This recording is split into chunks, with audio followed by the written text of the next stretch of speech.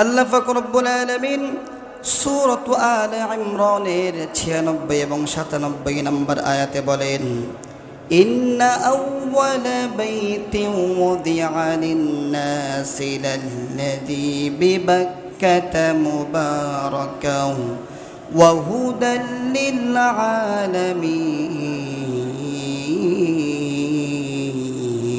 ইন্না আউওয়ালা বাইতিন ওয়াদিআ লিন-নাসি লাল্লাযী বিবাক্কাতা মুবারাকুম ওয়া হুদাল লিল-আলামিন ফীহি আয়াতুম বায়্যিনাতুম মাকামু ইব্রাহিম ওয়া মান দাখালাহু কানা আমিনা ওয়া লিল্লাহি আলান নাসি হিজ্জুল বাইতি মান ইসতাতাআ ইলাইহি সাবিলা। আল্লাহু আকবার।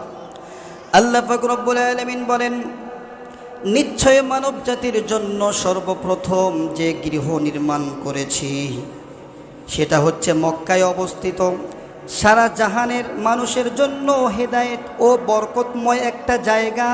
সুবহানাল্লাহ। সেখানে মাকামে ইব্রাহিম, জান্নাতি পাথর, যে পাথরের মাধ্যমে আল্লাহর নবী হযরত ইব্রাহিম আলাইহিস সালাম এই বাইতুল্লাহর কাজ করেছে। সুবহানাল্লাহ। সেই মাকামে ইব্রাহিম কোথায় আছে? বাইতুল্লাহর মধ্যে। কোথায় আছে? বাইতুল্লাহর মধ্যে। বাইতুল্লাহ পৃথিবীর প্রথম ঘর।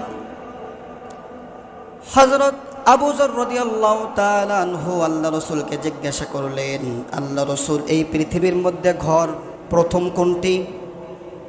তখন আল্লাহ রাসূল প্রথমে বললেন, আল্লাহর ঘর বাইতুল্লাহ, সর্বপ্রথম মসজিদ আল্লাহ তাআলা এই দুনিয়াতে করেছে। আবার প্রশ্ন করলেন আল্লাহ রাসূল, দ্বিতীয় কোন ঘরটি?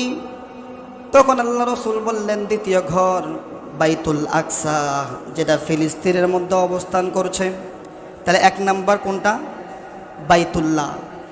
এবং ওই সাহাবী আরও কিছু প্রশ্ন করলেন যে বাইতুল্লাহ এবং বাইতুল আকসা এর মধ্যে কত বছর ব্যবধান?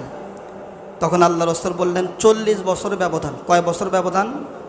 40 বছর ব্যবধান। তাহলে আমরা জানতে পারলাম যে সর্বপ্রথম যে ঘরটা স্থাপিত হয়েছে সেই ঘরটা হচ্ছে বাইতুল্লাহ, যেটা আল্লাহর ঘর। এবং একটু খেয়াল করে দেখেন, পৃথিবীর মধ্যে এই বাইতুল্লাহ, এই ঘরটা প্রথমে নির্মাণ করেছিলেন হযরত আদম আলাইহিস সালাম। হযরত আদম আলাইহিস সালাম সর্বপ্রথম কোথায় ছিলেন? জান্নাতে। কোথায় ছিলেন? এবং ফেরেশতাদের জন্য একটা ইবাদতখানা 7 আসমানের উপরে, যেই ইবাদতখানার নাম হচ্ছে বাইতুল মামুর। নাম কি? এই বাইতুল মামুরে আল্লাহ নবী হযরত আদম আলাইহিস সালাম এবং ফেরেশতাদের জন্য ইবাদত বন্দেগীর জন্য একটা আল্লাহ ঘর করেছে।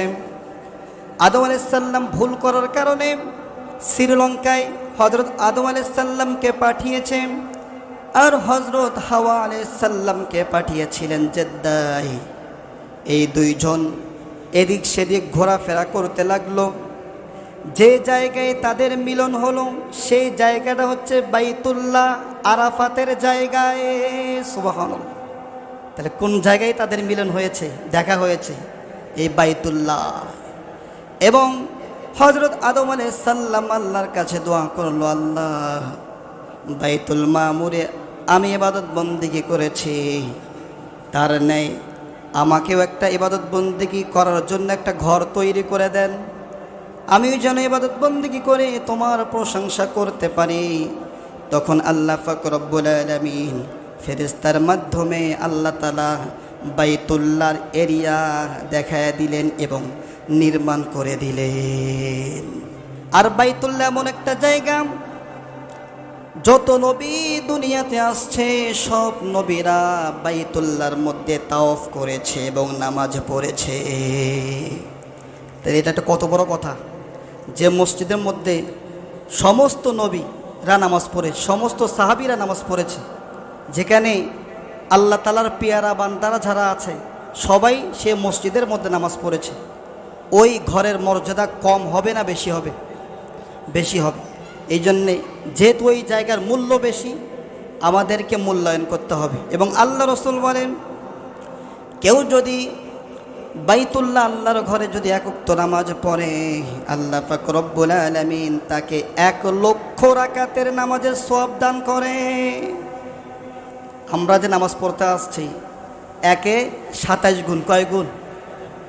কিন্তু সেখানে নামাজ পড়লে 1 রাকাত নামাজ পড়েছেন আপনি, 1,00,000 রাকাতের নামাজের সওয়াব দান করবে। এবং যারা হজ করতে যায়, হজ করার সুবাদে তাদের কিছু উপকার হয়, তার মধ্যে 1 নাম্বার, তারা আল্লাহর ঘর কাবা ঘরকে নিজ চোখে দেখতে পারে। সুবহানাল্লাহ। আর এই কাবা ঘর দেখা মানে হচ্ছে আল্লাহকে দেখা। সুবহানাল্লাহ বলবেন না? আমরা এই 2 চোখে আল্লাহকে দেখতে পারবো না, কিন্তু আল্লাহ পাক রব্বুল আলামিন বললেন, তোমরা যদি কাবা ঘরকে দেখো তাহলে আমাকে তোমরা দেখতে পেলে।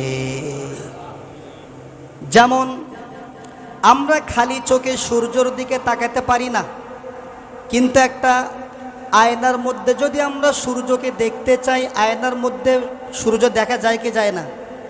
দেখা যায়। তাহলে আয়নার মাধ্যমে আমরা সূর্যকে দেখতে পাই অনেকক্ষণ ধরে। ঠিক তেমনইভাবে কেউ যদি কাবা ঘরকে অন্তর থেকে কাবা ঘরের দিকে তাকায় থাকে, সে যেন আল্লাহকে দেখতে পেল। সুবহানাল্লাহ। এবং প্রত্যেক দিন এই কাবা ঘরের উপরে 120টা বরকত নাজিল হয়। কয়টা? 120টা বরকত নাজিল হয়। 60টি বরকত যারা তাওয়াফ করে তাদেরকে বন্টন করে দেয়, প্রত্যেকজনকে 60টি করে দেয়। যারা নামাজ পড়ে তাদেরকে 40টি দেয়। আর যারা বাইতুল্লাহ কাবা ঘরের দিকে তাকায় থাকে তাদেরকে আল্লাহ তাআলা 20টি বরকত দিয়ে দেয়। শুধু তাকায় থাকবে, কোনো কাজ নেই, তাকায় থাকবে আর বলবে এটা আল্লাহর ঘর। আল্লাহু আকবার। এই তাকায় থাকার কারণে আল্লাহ তাআলা 20টি বরকত তার উপর নাজিল করে। সুবহানাল্লাহ।